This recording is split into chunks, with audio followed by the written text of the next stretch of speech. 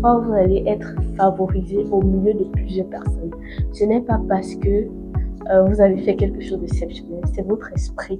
C'est l'esprit que vous dégagez, c'est l'aura que vous dégagez en ce moment qui permet cela.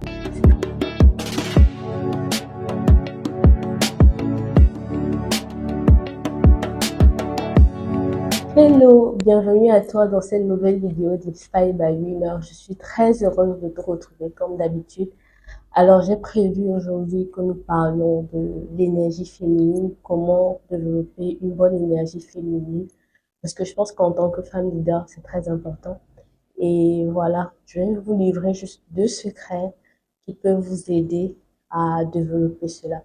Aujourd'hui, on parle beaucoup d'énergie féminine. Aujourd'hui, c'est très important. Et puis, je pense que ça peut vraiment vous aider dans la vie quotidienne, dans vos activités, dans vos affaires. Si vous avez une bonne énergie féminine, une bonne énergie même tout simplement déjà, ça peut vous aider à réaliser vos ambitions, à réaliser vos rêves, à atteindre les objectifs que vous vous êtes fixés. Donc, à travers cette vidéo, je vais vous montrer comment est-ce que une bonne énergie peut vous aider à atteindre vos objectifs au quotidien en tant que femme leader. Et comme je le dis souvent, je crois au potentiel de chaque femme et je veux vous amener à manifester cela au quotidien.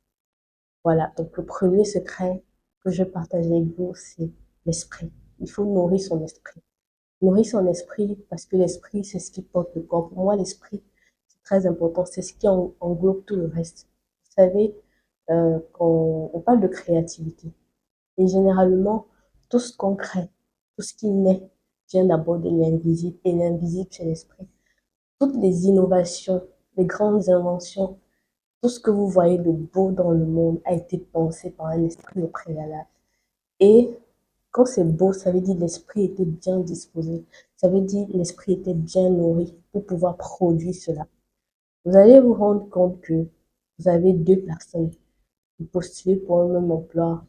Vous cherchez un même appel d'offres. Vous cherchez quelque chose. Mais c'est plutôt une autre personne qu'on prend. Quelle est la différence? La différence, c'est l'esprit, c'est l'énergie, c'est l'aura que la personne dégage. Alors, comment nourrir son esprit? Je vais vous parler d'abord du côté intellectuel. Vous pouvez nourrir votre esprit à travers des lectures. La lecture, c'est très important. Je ne cesse de le dire. Dans les livres, on découvre assez de choses. On découvre le monde. On explore des horizons qu'on n'a jamais imaginés. On, on s'acquiert, on s'approprie de la pensée de l'auteur. Dans les livres, généralement, il y a beaucoup de réponses aux questions universelles. Moi, par exemple, dans mon téléphone, j'ai des livres physiques et des livres en PDF. Donc, dans mon téléphone, j'ai une application parce que j'aime lire chaque matin au moins 30 minutes. Je me suis fixé ça comme objectif. Dans mon application, j'ai regroupé les livres que je veux lire et je me suis fixé un objectif avec mon application. L'application me rappelle en fait chaque fois que je dois lire le livre. Et ça, chaque fois que je suis sur un livre, quand je reviens, ça me met directement sur la page où j'ai arrêté. Et quand je termine le livre, ça met 100%, ça met objectif atteint. Et ça m'aide beaucoup dans mes objectifs de lecture. À part la lecture, il y a même les podcasts, des vidéos de développement. En fait, pour ceux qui n'aiment pas lire, et aujourd'hui, il y a des vidéos, il y a des livres audio, il y a des vidéos de développement personnel, il y a des podcasts qui éduquent aussi beaucoup on peut s'éduquer, on peut enrichir son esprit de plusieurs façons. Donc c'est ça. Et aussi même, vous pouvez prendre des formations. Tout ça rentre dans le fait d'enrichir son esprit. Et au niveau spirituel, puisqu'on parle aussi de croissance spirituelle, la croissance spirituelle joue un rôle. La spiritualité, pour moi, ne se dissocie pas avec le succès. Ça joue un rôle très important dans le succès. Donc, vous pouvez aussi croître spirituellement pour enrichir votre esprit. L'aura, la faveur divine qui est sur votre vie peut vous distinguer dans le monde, peut vous permettre de vous démarquer dans le monde. Ça dépend uniquement de votre croissance spirituelle. Vous pouvez être en harmonie avec votre esprit, à travers les prières, à travers les chants, l'adoration, en passant du temps dans la méditation, la parole de Dieu. Ça peut vous aider à enrichir votre esprit. Pour les personnes qui sont croyantes, ça, c'est une autre façon d'enrichir son esprit. Deuxièmement, c'est de nourrir son corps. Le corps va avec l'esprit. Quand vous avez un esprit bien disposé et un corps bien disposé, vous pouvez accomplir de grandes choses. Il est très important de noter que le corps ne se dissocie pas aussi de l'esprit parce que le corps porte aussi l'esprit. Le corps, c'est tout ce qu'on voit, le physique. Et si vous êtes en bonne santé, vous allez accomplir des choses. Quand vous n'êtes pas en santé, on le remarque très vite. Il faut donc nourrir son corps à travers pour ceux qui pratiquent les yogas, pour ceux qui pratiquent des exercices physiques. Moi, particulièrement, je ne suis pas trop fan des exercices physiques. Je ne suis pas trop fan du sport, il faut le dire. Mais pour les quelques fois que je fais, ça me fait vraiment du bien. Donc, je pense que le sport fait du bien à la santé de l'homme, au corps de l'humain. Et il faut aussi pratiquer une alimentation, adopter une alimentation saine et équilibrée. Souvent varier ce que vous mangez, souvent privilégier les fruits, souvent mettre des crudités. C'est important dans l'alimentation. Ça permet aussi même de garder une belle peau.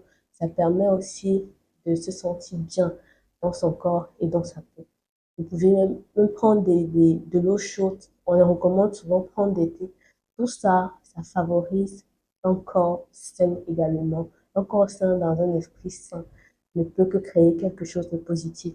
Et vous allez voir, il faut que quand vous postulez pour un emploi, quand vous allez en entretien, quand vous allez peut-être postuler pour quelque chose, ou vous allez même à une conférence, on voit d'abord la personne physique.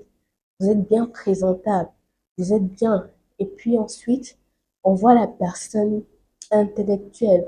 On sent que ça s'associe en fait. Ce que vous dites est censé, mais en même temps, vous êtes bien présentable. Ça ne fait que du bien à l'esprit, ça ne fait que du bien au corps également.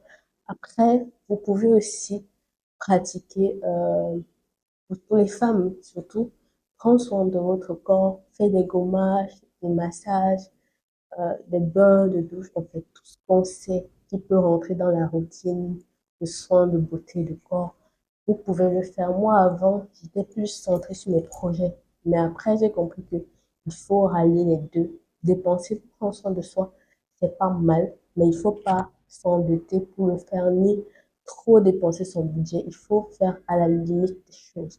Et savoir quand on le fait, comment on le fait. Il faut tout budgétiser et puis faire ce qui est nécessaire. Voilà, c'est les deux choses que je voulais partager avec vous. Prendre soin de votre corps et de votre esprit pour avoir un esprit disposé, un corps disposé et puis une bonne énergie féminine. C'était tout pour cette vidéo. Retrouvons-nous la prochaine fois pour une nouvelle vidéo d'Inspire by Willa. D'ici là, portez-vous.